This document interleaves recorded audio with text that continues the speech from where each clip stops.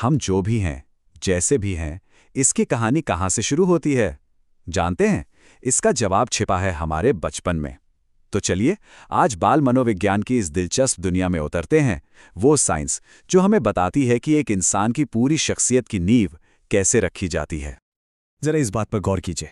बचपन ये सिर्फ जिंदगी का एक हिस्सा नहीं है, ये तो वो नींव है जिस पर हमारी पूरी शख्सियत की इमारत खड़ी होती है। सोचिए, बचपन एक उपजाऊ जमीन की तरह है और हर तजुर्बा, हर बातचीत, हर रिश्ता वो बीज है जो इसमें बोया जाता है। और यही बीज आगे चलकर तय करते हैं कि हम बड़े होकर कैसे इंसान बनेंगे। तो आज हम क्या क्या जानने वाले हैं? सबसे पहले समझेंगे कि चाइल्ड साइकोलॉजी आखिर है क्या। फिर देखेंगे कि बच्चों का विकास किन किन हिस्सों में होता है, परिवार और माहौल का क्या रोल है, हमारे रिश्ते कैसे बनते हैं और हाँ, बच्चे सीखते कैसे हैं। आखिर में हम एक बच्चे की भीतरी दुनिया में भी झांकेंगे। तो तैयार हैं सफर के लिए? चलिए शुरू करते हैं। तो सबसे पहला सवाल, ये चाइल्ड साइकोलॉजी या बाल मनोविज्ञान आखिर है क्या चीज? चलिए इसे बिल्कुल आसान भाषा में समझते हैं। यह साइकोलॉजी की एक बहुत ही खास ब्रांच है जो हमें जन्म से लेकर टीनेज तक एक बच्चे के दिमाग, उसकी भावनाओं और उसके बर्ताव में हो रहे बदलावों को समझने में मदद करती है। मतलब ये सिर्फ एक एकेडमिक सब्जेक्ट नहीं है, ये तो एक तरह का नक्शा है जो हमें एक बच्चे के पहले शब्द से लेकर उसके कॉम्प्लिकेटेड थॉट्स तक के शानदार सफर को दिखाता है। तो ये साइंस हमें बताती क्या है?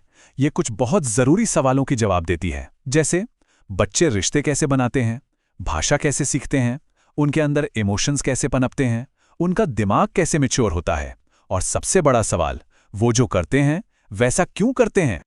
सीधे शब्दों में कहें तो ये हमें ये बताता है कि एक छोटा सा बच्चा एक पूरा इंसान कैसे बनता है। और जानते हैं, यही बात इस फील्ड को इतना फैसिनेटिंग बनाती है। ये सिर्फ थ्योरीज की बात नहीं है, ये तो हम सबकी अपनी कहानी है कि हम जो हैं वो कैसे बने। ठीक है, अब आते हैं बाल विकास के 3 सबसे जरूरी पिलर्स पर। इन्हें एक इमारत की 3 मजबूत दीवारों की तरह समझिए, जिनके बिना कोई भी शख्सियत पूरी नहीं हो सकती। और ये 3 पिलर्स हैं: कॉग्निटिव यानी सोचने समझने की शक्ति, इमोशनल यानी महसूस करने की दुनिया, और सोशल मतलब दूसरों के साथ जुड़ने का तरीका। पहला है कॉग्निटिव डेवलपमेंट, मतलब सोचने का विकास। ये इस बारे में है कि बच्चे कैसे सीखते हैं, प्रॉब्लम सॉल्व करते हैं और दुनिया को समझते हैं। मशहूर साइकोलॉजिस्ट जीन पियाजे ने बताया था कि बच्चों का दिमाग बड़ों से बिल्कुल अलग काम करता है, वो छोटे अडल्ट्स नहीं होते। जैसे एक छोटा बच्चा सोच सकता है कि चांद सच में उसके पीछे पीछे चल रहा है, लेकिन जैसे जैसे वो बड़ा होता है उसकी सोच में लॉजिक आने लगता है। ये विकास स्टेजेस में होता है। दूसरा है इमोशनल डेवलपमेंट। ये बहुत ज़रूरी है। बच्चे अपनी फीलिंग्स को पहचानना, उन्हें एक्सप्रेस करना और मैनेज करना सीखते हैं। और ये सीखते कहाँ से हैं? अपने आसपास के लोगों को देखकर, खासकर अपने पेरेंट्स को।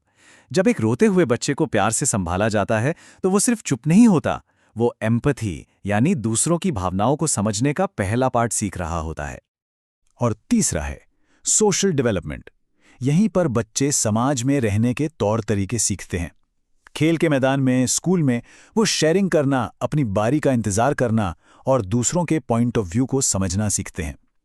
ये वो स्किल्स हैं जो जिंदगी भर काम आती हैं। तो हमने बच्चे के अंदर के विकास को तो समझ लिया, पर बाहरी दुनिया का क्या? परिवार और माहौल का क्या असर होता है? सच कहूं तो इसका असर बहुत ही गहरा और पावरफुल होता है। देखिए, कोई भी बच्चा अकेले बड़ा नहीं होता। उसके आसपास का माहौल एक बगीचे की तरह है और पेरेंट्स और टीचर्स माली की तरह। हर प्यार भरा शब्द, हर हौसला बढ़ाने वाला इशारा उस पौधे के लिए पानी और धूप का काम करता है, जिससे वो खिल उठता है। बच्चे का दिमाग हर बातचीत, हर अनुभव से लगातार शेप लेता रहता है। और ये स्लाइड इस फर्क को बिल्कुल साफ दिखाती है। एक तरफ जहां प्यार और सपोर्ट मिलता है, वहां बच्चे का सेल्फ एस्टीम, उसका आत्मविश्वास आसमान छूता है। और दूसरी तरफ जहां माहौल कठोर हो, वहां चिंता, गुस्सा और असुरक्षा जैसी भावनाएं घर कर सकती हैं। फर्क जमीन आसमान का है। और यहां एक बहुत बड़ी सीख है। बच्चे हमारी बातों से उतना नहीं सीखते जितना हमारे कामों से सीखते हैं। अगर घर में बड़े शांत, दयालु और रिस्पेक्टफुल रहेंगे तो बच्चा भी नेचुरली उन्हीं इमोशनल पैटर्न्स को अपनाएगा।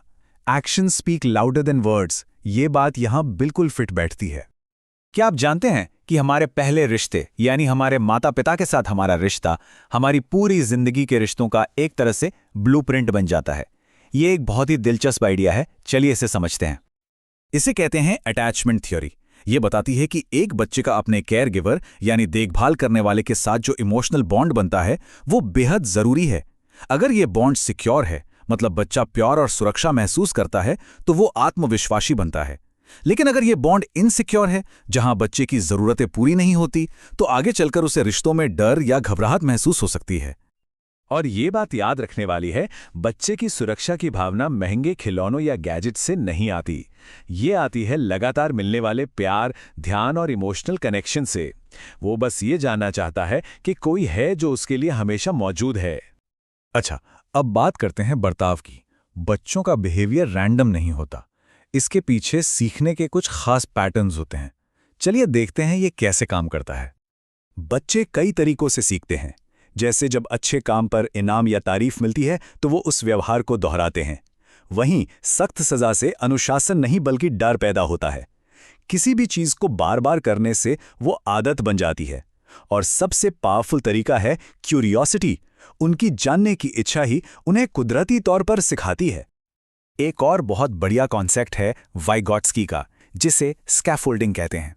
इसे ऐसे समझिए, जैसे किसी इमारत को बनाते वक्त सहारे के लिए मचान लगाया जाता है, वैसे ही एक पेरेंट या टीचर बच्चे को कोई नई चीज सीखने में टेम्परेरी सपोर्ट दे सकता है। और जब बच्चा वो काम खुद करने लगता है तो ये सहारा हटा लिया जाता है। ये बहुत पावरफुल तरीका है। अब तक हमने बाहरी व्यवहार की बात की, अब थोड़ा अंदर झांकने का वक्त है। बच्चे की भीतरी दुनिया, उसका मेंटल हेल्थ। ये एक ऐसा टॉपिक है जिसे अक्सर नजरअंदाज कर दिया जाता है, लेकिन ये उतना ही जरूरी है जितना कि फिजिकल हेल्थ। और ये बात गांठ बांधने वाली है। बच्चे का व्यवहार हमेशा एक मैसेज होता है। वो अपनी हरकतों से कुछ कहने की कोशिश कर रहा होता है। गुस्सा, जिद या चुप्पी, ये सब एक कम्युनिकेशन है।